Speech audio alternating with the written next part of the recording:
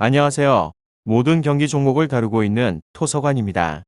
하루도 빠지지 않고 많은 경기들의 조합픽을 프리미엄 정보방에서 매일 공유하고 있습니다. 참여를 원하시는 분들은 영상 하단 댓글 보시면 오픈 채팅 링크 있으니 문의 주시길 바라며 구독과 좋아요 한 번씩 부탁드리겠습니다. 그럼 이번 경기 정보 시작하겠습니다. 도르트문트 레버쿠젠 축구와 관련하여서 도르트문트는 뮌헨에 이어서 리그 2위를 지키고 있는 곳입니다. 레버쿠젠은 리그 3위 팀으로 도르트문트는 이적 시장에서 별다른 움직임을 보이지 않았습니다. 그렇지만 여러 빅클럽과 링크됐던 홀란드를 지킨 것만 해도 성공적으로 이번 시즌이 끝나면 떠날 수도 있지만 어쨌든 홀란드는 34라운드까지 팀을 대표할 수 있습니다. 부상자도 휴식기를 통해서 많이 돌아왔는데 레이나와 엠레찬을 제외한 선수들이 모두 출전할 수 있습니다. 벨링엄과 브란트는 중원에서 나설 것 같습니다. 다음으로 레버쿠젠은 이적 시장에서 공격진을 보강했습니다. 손흥민과 더불어서 아시아 최고의 선수이자 러시아 리그 득점왕 출신인 제니트의 아즈문을 데리고 오며 쉬크를 지원할 완벽한 파트너를 찾았습니다. 알라리오의 폼 하락으로 인해서 세컨 스트라이커 문제가 있었는데 아즈문이 좋은 선택지가 되어줄 것입니다. 아랑구이 산도발이 부상을 털어낸 삼선에는 골 넣은 미드필더인 안드리이가 버티고 있으며 도르트문트 레버쿠젠 이 두 곳에 있어서 도르트문트 팀의 승리를 예상할 수 있는데 레버쿠젠이 휴식기 전 두 경기에서 7골을 몰아치는 등 막강 화력으로 3위를 지키고 있지만 훈멜스가 버티는 도르트문트 수비 상대로는 결과를 내기 어렵습니다. 또한 탑소바가 네이션스컵에서 돌아오지 않은 레버쿠젠이기에 인카피에와 타의 중앙 수비가 다소 불안하기도 합니다. 폴란드와 말렌 등 홈팀의 막강 공격진이 충분히 만족스러운 결과를 만들어 낼 수도 있을 것 같기도 합니다. 다음으로 도르트문트 리그에서는 2위로 패승 뮌헨이 멤버에 비해서 압도적으로 경기를 하지는 못하지만 악재가 가득한 곳입니다. 여기까지 꾸역꾸역 올라와서 버티고 있는 것은 신기할 정도입니다. 부상으로 악령을 아직 떨치지 못해서 기복이 심하긴 하지만 리그에서는 3연승을 달리고 있는 곳입니다. 레버쿠젠이라는 까다로운 상대를 만나긴 하지만 일단 승리에 대한 가능성은 높은 곳입니다. 이곳은 홀란드가 빠지는 곳으로 그렇지만 대체자인 말런의 득점력에 있어서 빈말로라도 좋은 편은 아닙니다. 최근 5번의 경기에서 득점이 없는 곳으로 만들어낼 수 있는 슈팅도 거의 경기당 3개에 가깝게 적은 곳으로 보여집니다.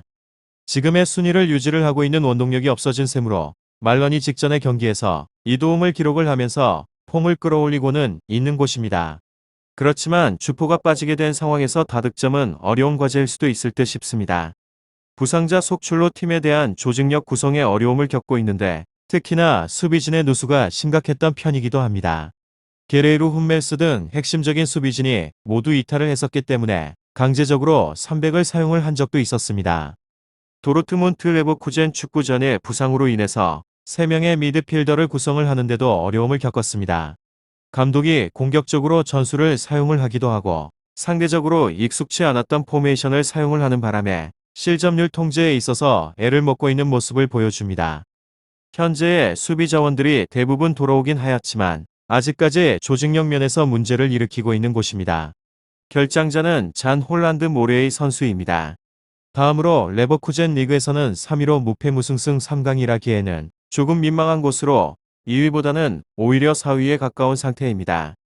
휴식기를 마치고 난 후의 페이스는 굉장히 좋은 곳으로 빡빡한 순위표에서 챔스권을 사수를 하는 것이 목표인데 다만 도르트문트를 상대로 하여서 원정에서 승점 3점은 어려운 곳입니다.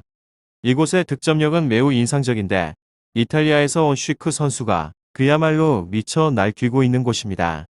비르츠도 자신이 중심이 된 팀에 있어서 마음껏 기량을 펼치고 있는 중으로 다만 비르츠가 나이가 어려서 페이스 조절이나 후술할 로테이션 문제로 인해서 최근에 공격 포인트 생산 능력이 매우 떨어져 있습니다.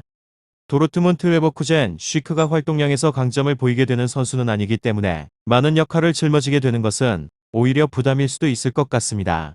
다만 프림퐁의 지원을 받게 되는 디아비의 오른쪽에서 공격 활로를 풀 수 있는 곳으로 상대방의 수비력을 감안하게 된다면 득점에 대한 가능성은 매우 높습니다. 이곳의 수비진은 불안정 후반전에 실점을 하는 경우가 많았습니다.